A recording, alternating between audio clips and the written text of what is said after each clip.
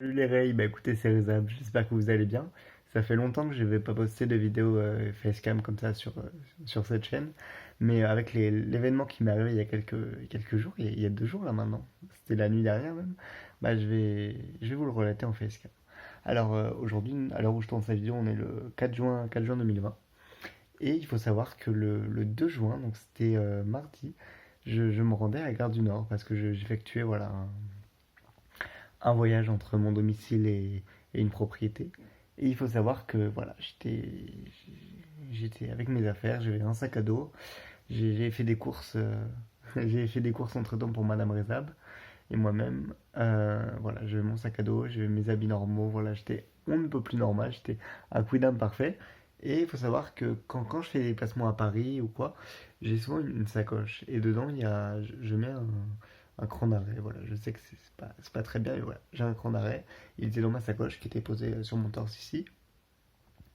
Dans cette sacoche, il y avait ce cran d'arrêt et je passais par Gare du Nord. Donc, comme chacun sait, comme chacun connaît Paris, voilà, Gare du Nord, c'est un endroit assez fréquenté et pas forcément par les personnes de la plus grande qualité, n'est-ce pas?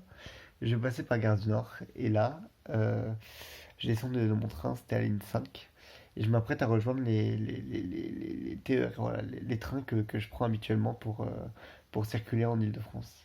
Je passe et là, je sens un petit malus. Et là, je vois une patrouille. Genre des flics et tout, ils étaient en ronde comme ça. Je me dis, bon, c'est pas grave, on a la Gare du Nord, on n'est pas non plus au Plessis-Bouchard. Euh, si je passe ici, il va rien m'arriver, strictement rien. Donc je continue ma route, je trace tout droit, je les regarde pas. Et je pensais qu'ils me regardaient pas non plus. Et là, j'ai mes écouteurs et j'entends un hep hep hep, monsieur. Donc là, je continue. Et puis, hep hep hep hep. Ça résonne dans mon oreille.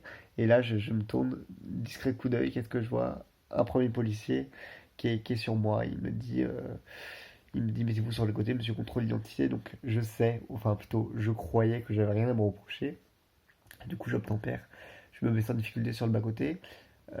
Donc il y a trois policiers, dont une dame quoi, qui me contrôle et il me pose direct, il m'encercle. C'est-à-dire la dame elle se met là, le policier se met devant moi et le plus âgé des collègues il se met à côté. Et il faut savoir qu'il voilà, direct il commence à vérifier mon identité, il voit que je suis clean, que j'ai mis le papier en règle et tout, et puis il me demande est-ce que j'ai quelque chose de dangereux sur moi. Donc très naturellement, je leur dis oui, écoutez, dans cette sacoche-là, si vous voulez la fouiller, j'ai un cran d'arrêt, mais rassurez-vous, je ne m'en sers jamais. C'est au cas où, quoi, c'est en cas de défense. Donc là, le policier il prend ma sacoche, il la retire, il la passe à sa collègue, il enlève le couteau de la sacoche, et là directement il commence à paniquer, à imaginer un scénario de fou furieux. Il commence à prendre mon sac, mes affaires et tout. Le policier il me tient ici carrément. Voilà, je me dis, oula, mais bon, je dis rien parce que je pensais juste, au pire des cas, qu'ils allaient me voler le couteau. Enfin, me voler, c'est un grand mot, quoi. Me le confisquer, quoi, si vous préférez. Et là, je vois la policière, elle n'arrive pas à l'ouvrir. Elle fait clic, clic, clic. Ça marche pas, parce que vous savez, l'écran d'arrêt, c'est les couteaux qui sont retournés comme ça, là. C'est les couteaux qui se clippent. Et du coup, je dis à la policière, attendez madame, je vais vous aider. Je m'approche pour aider la policière. Et c'est pas, je vois son collègue qui fait, oh là là là là là, c'est très dangereux, d'accord. Donc là, je recule, il m'encercle totalement. Voilà, donc je suis pris, je peux juste attendre que le temps passe. Il y a même papier de chaque côté de chaque côté de ma personne, donc forcément, je suis piégé. Puis après, je vois il y a le plus grand des collègues là, il me dit oui, alors il commence à sortir son téléphone, tu vois, comme les papis qui n'ont pas internet et quand il passe dans le métro, il voit une affiche de nana un peu dénudée, il fait oh, comme ça. Donc là, je le vois, il est en screen un peu, il est comme ça. Il essaie de prendre une photo de moi, du coup, je tape un peu mon meilleur sourire, clic, voilà. Et du coup, il prend la photo, il l'arrange. Je me dis, ouais, du coup, c'est du sérieux. Puis ensuite, il sort son toqué, ok. Nous avons un individu suspect avec un couteau qui s'annonce être dangereux sur la voie publique, garde numéro circuit but. Donc, il envoie ses instructions en haut. Et après, voilà, la dame, elle arrive enfin à ouvrir péniblement le couteau. Elle le sort, mais c'est quelque chose de terrible. C'est un travail d'or, frère. On dirait c'est. Waouh! On avait jamais vu ça de ma vie, quoi. Un couteau. Un petit couteau suisse, un couteau tout merdique et tout. Je le prenais pour les IRL parce que, tu connais, j'ai quelques haters, on va dire. Et ils me disent, ouais, on va monter en haut. Je crois que c'est pour poursuivre la vérification un peu à l'abri des regards distraits, parce que vous connaissez bien Gare du Nord, pour ceux qui connaissent un peu les Parisiens, même ceux qui ont l'occasion d'y aller plusieurs fois, c'est un endroit super fréquenté et tout. Il peut y avoir rapidement du monde et voilà, ils n'avaient pas trop envie de prendre le risque, je les comprends. Du coup, on monte à l'étage de Gare du Nord, donc c'est tout en haut, on prend le premier escalier, deuxième escalier.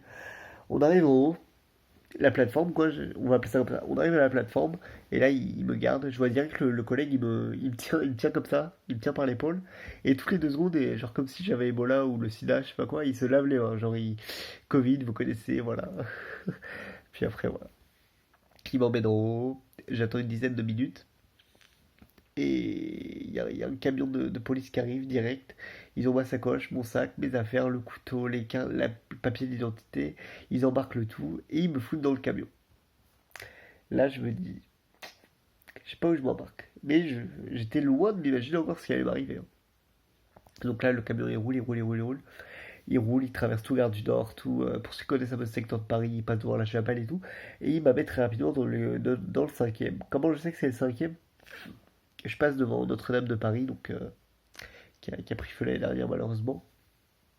Et j'arrive dans le cinquième arrondissement, le commissariat le cinquième. Le truc il est énorme, un bâti en pierre grise comme ça.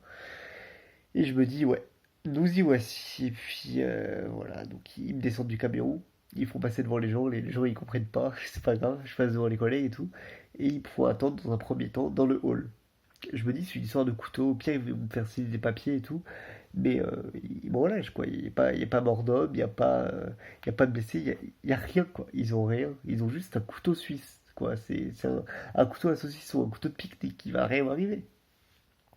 J'attends 5 minutes, j'attends 10 minutes, j'attends un quart d'heure. Maman, je vais prendre mon téléphone pour regarder pour tenir au courant mes proches quoi tout simplement.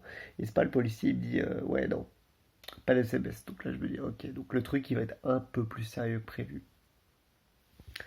Ensuite il me dit de le suivre. J'arrive dans une salle, ils appellent ça la salle des fouilles. Putain, je comprends pas pourquoi les fouilles. Donc ils ont mon sac, ils ont ma sacoche. Ils m'ont pas maltraité. C'est pas le mot maltraité, mais je pense que comparé à ce que j'ai eu, c'est quelque chose de très disproportionné. Vraiment, ils ont agi de façon très disproportionnée avec moi pour un couteau suisse. Ils m'ont déshabillé des pieds à la tête, ils ont pris tous mes habits, tout, ils ont tout foutu dans un sac, ils m'ont vidé. Il me restait que le caleçon, ils ont retiré de la selle de chaussures et tout, donc après je sais que j'allais être en garde à vue grâce à ce détail. Ils m'ont tout vidé, ils m'ont pris les lacets et tout, ils les ont mis dans une boîte.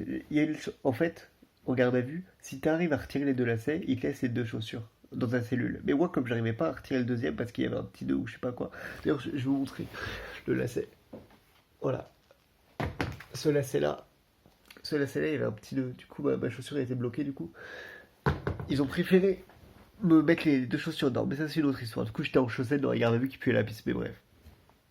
Et donc après, ils m'ont fouillé.